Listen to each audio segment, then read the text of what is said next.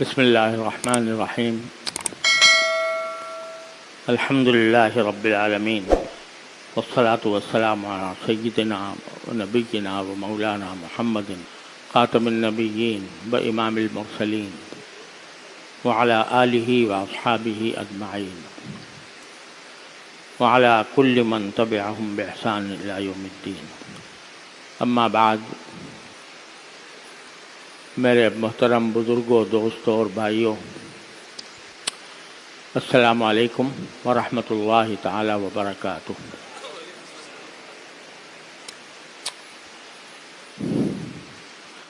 عرصے دراز سے میں جمعہ کے اس خطاب میں قرآن کریم کی ایک آیت کی طرف آپ حضرات کو متوجہ کرتا رہا ہوں، جس میں اللہ تبارک و تعالیٰ نے ایک ارشاد فرمایا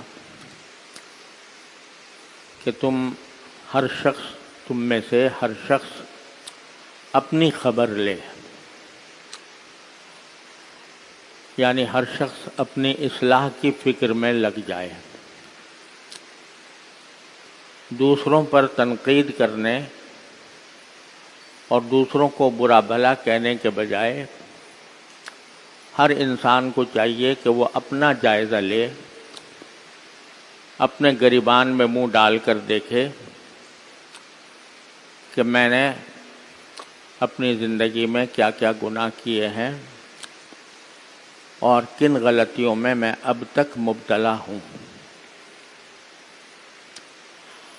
اگر ہر شخص یہ کام کر لے جو قرآن کریم نے فرمایا ہے تو پھر انشاءاللہ رفتہ رفتہ پورے معاشرے کی اصلاح ہو جاتی ہے، کیونکہ معاشرہ نام ہے افراد کے مجموعے کا.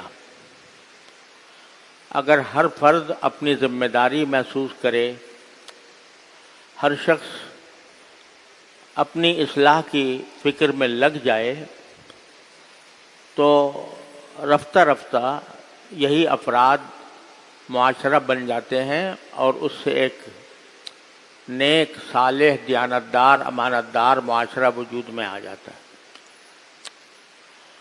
اپنی اصلاح کے لیے کیا کرنا چاہیے؟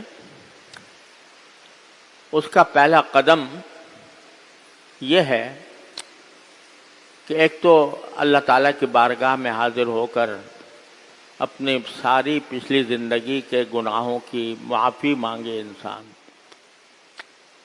اللہ تعالیٰ سے مغفرت طلب کرے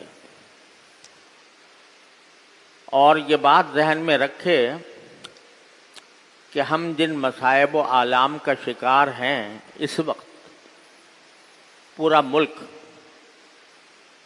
بلکہ پورا عالم اسلام، در حقیقت وہ ہماری اپنی بدعملی کا نتیجہ ہے.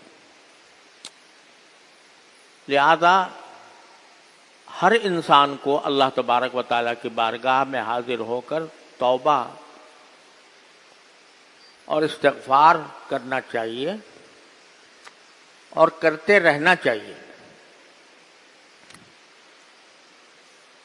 کیونکہ انہی بدعملیوں کی شامت ہے جس میں ہم گرفتار ہیں.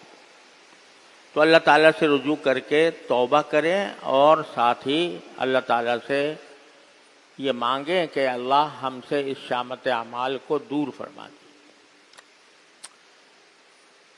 تو اللہ تعالیٰ کی رحمت سے کبھی مایوس نہیں ہونا چاہیے. وہ ہمارے دن بدل سکتا ہے، ہمارے حالات میں انقلاب لا سکتا ہے، اگر ہم صحیح معنی میں اس کی طرف رجوع کرنے والے بن جائیں. تو پہلا قدم تو یہ ہے. دوسرا قدم جو آج کے معاشرے میں بہت ہی زیادہ اہم ہو گیا ہے، وہ یہ ہے کہ دین کا ضروری علم ہر انسان کو، ہر مسلمان کو حاصل ہو. ہمارا دین ہمیں عبادات بھی سکھاتا ہے، ہمیں خرید و فروخت کے معاملات بھی سکھاتا ہے، ہمیں آپس میں رہنے اور ملنے جلنے کے آداب بھی سکھاتا ہے، ہمیں اخلاق کو درست کرنے کے طریقے بھی بتاتا ہے۔ تو انسان کو ان تمام شعبوں میں دین کا صحیح علم حاصل ہونا چاہیے۔ صحیح علم ہونے کے معنی یہ نہیں ہے کہ ہر شخص پورا عالم بنے اور کسی مدرسے میں داخل ہو کر 8 سال تک درس نظامی کی تعلیم حاصل کرے۔ یہ تو ہر انسان کے ذمے فرض عین نہیں ہے، فرض کفایہ ہے کہ کچھ لوگ اگر عالم بن جائیں تو پھر پورے معاشرے کی طرف سے فریضہ ادا ہو جاتا ہے۔ لیکن علم کا ایک حصہ وہ ہے جو فرض عین ہے، ہر انسان کے ذمے فرض ہے کہ وہ اتنا دین کا علم حاصل کرے جس کے ذریعے وہ ایک مسلمان کی زندگی گزار سکے۔ اس میں عبادات کا علم بھی، معاملات کا بھی، معاشرت کا بھی، اخلاق کا بھی۔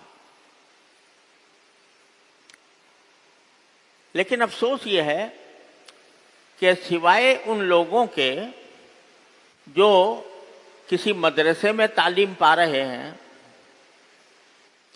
یا کسی بزرگ کے ساتھ ان کی نسبت ہے یا تبلیغی جماعت سے وابستہ ہیں،